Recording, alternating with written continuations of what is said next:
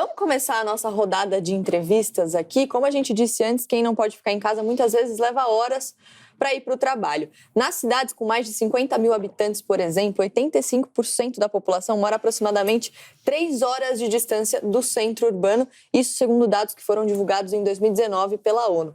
Como a gente chegou a esse formato de cidade que a gente conhece hoje? Quem explica, abrindo a nossa rodada de entrevistas, é o arquiteto e urbanista Ciro Pirondi. Olha só. A arquitetura, o desenho dos grandes centros urbanos foram feitos por aqueles que detêm o poder. Portanto, foram feitos para conservar o sistema de desigualdade. Não interessa que todos venham para o centro urbano. A ideia de que nós poderemos ter uma cidade igualitária não faz parte do processo daqueles que detêm o poder e desenhar e construir as cidades. O máximo possível, levamos as pessoas para fora dos centros urbanos para viverem. Por exemplo, São Paulo. São Paulo tem 400 mil metros quadrados abandonados de habitação, de área construída, melhor dizendo, no centro da cidade.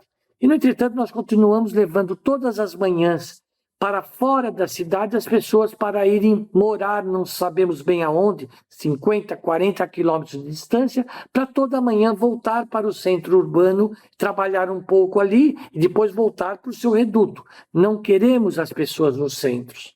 Então, as cidades vão ter de rever totalmente essa sua perspectiva, essa sua forma de ocupar. As cidades devem ser feitas para todos e não para alguns. Senão, não é uma cidade, é uma fortaleza, é uma segregação, é uma fortificação. E cidade é uma outra coisa. Eu acho fantástica essa fala do Ciro Pirondi. Quando ele diz que as cidades são pensadas pelo poder, eu gostaria de propor uma reflexão para as pessoas que estão nos assistindo sobre quais são esses espaços de poder e se, eventualmente, essas decisões tomadas nos espaços de poder nos interessam.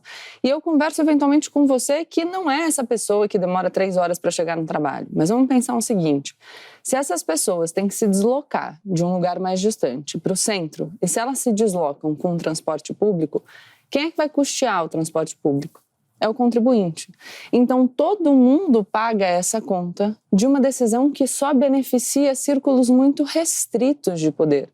Ao mesmo tempo, se essas pessoas estão morando distantes do centro, dos lugares onde elas trabalham, eu preciso levar para essas localidades a escola pública, o posto de saúde. E aí, pensando também em saúde, uma pessoa que demora só para se locomover por dia 3 horas, como que fica a qualidade de vida dessa pessoa? Quem é que custeia o Sistema Único de Saúde?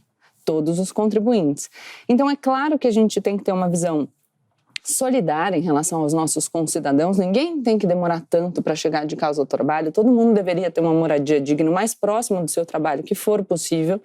Mas se a gente pensar em termos de eficiência, essas decisões também não são eficientes. A gente precisa se colocar nesse lugar de entender exatamente quais são esses centros de poder. A quem interessa que tanto espaço fique livre no centro de São Paulo? Será que é a gente? Ou será que para nós essa é uma decisão também ruim, porque a gente está partilhando o custo dessa decisão? Quando você fala sobre saúde, é também uma pessoa que está mais exposta à poluição, é uma pessoa que está mais exposta a problemas de saúde mental, muitas vezes. Então, estresse, uma pessoa que não come direito porque não tem tempo. Então, tem toda essa questão da saúde que é extremamente importante, a qualidade de vida, o bem-estar das pessoas. Karnal, eu entrevistei uma vez um patologista, o Paulo Saldiva. Ele pesquisa muito esse assunto. Ele falou uma frase que eu guardei e achei muito importante, que e eu vi isso numa entrevista que ele deu também. Essa pessoa perde a cidade, não é mais um lugar de encantamento e cultura, passa a ser um obstáculo entre o seu trabalho e sua casa. Então, uma pessoa que mora longe do trabalho, ela vê a cidade de maneira diferente também, né? E não apenas mora longe do trabalho, mas tem dificuldades estruturais nesse deslocamento. Porque se eu morasse, como acontece no Japão, a 50 quilômetros, mas houvesse um trem-bala que me unisse ao local, em poucos minutos eu estaria no local de trabalho. Todos os setores são vítimas da falta de planejamento do Estado, mas as cidades em particular, porque as cidades necessitam de planejamentos de médio e longo prazo. Saneamento básico, transporte, estrutura viária. São Paulo ainda vive, para você ter uma ideia, grande parte do planejamento do Prestes Maia. Não é contra ou a favor Prestes Maia, nós estamos falando de algo bastante antigo. Então, nós não pensamos um plano diretor integrado, orgânico, estrutural e vamos acumulando problemas com cidades que incham. Mas há uma coisa que eu pediria que cada uma e cada um que nos escuta jamais dissesse. Quando as pessoas se instalam à beira de um lago, em um manancial, em área ecologicamente preservada e as pessoas olham, por que as pessoas vão morar lá? Não é escolha. Não é escolha. Ela não está em dúvida entre uma cobertura na Oscar Freire e morar à beira da represa Guarapiranga. Ela não está dividida. Ela está no único lugar possível. Por que vão morar à beira de encostas que podem desabar com chuva? Porque não é uma escolha. Escolha é um grande privilégio na nossa sociedade. Você escolheu onde você mora, eu escolhi onde eu moro. É um grande privilégio. Vamos olhar para a maioria. Cidades são vítimas da falta de planejamento e da cegueira de alguns formadores de opinião que só olham um certo quadrilátero onde existem. Tem vida fora do parquinho.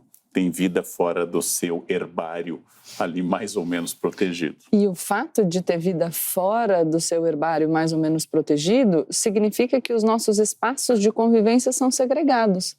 E aí, dessa vez eu não vou errar, Frei Vicente do Salvador, que diz que a gente não tem aqui homens repúblicos. Como é que a gente pensa em coisa pública? Como é que a gente pensa de maneira comum se a gente não convive com os nossos concidadãos? Se os espaços públicos de convivência são frequentados por pessoas absolutamente diferentes nos espaços diferentes. A pessoa que mora a 40 quilômetros de São Paulo vai no parque que está a 40 quilômetros do centro de São Paulo e as pessoas que moram no centro frequentarão os parques do centro. E muitas vezes, já que o Karnal citou a visão limitada de alguns poucos, não vou falar pensadores, de alguns poucos o quê, Carol? Me ajuda no termo. Pessoas limitadas. Pessoas limitadas, obrigada, mas que inclusive reforçam essa lógica de segregação. Então eu não posso trazer um metrô para perto de um parque, porque senão eu vou garantir que pessoas que não moram próximas do parque possam usar um espaço que é público e, portanto, é de todo mundo. É bom lembrar.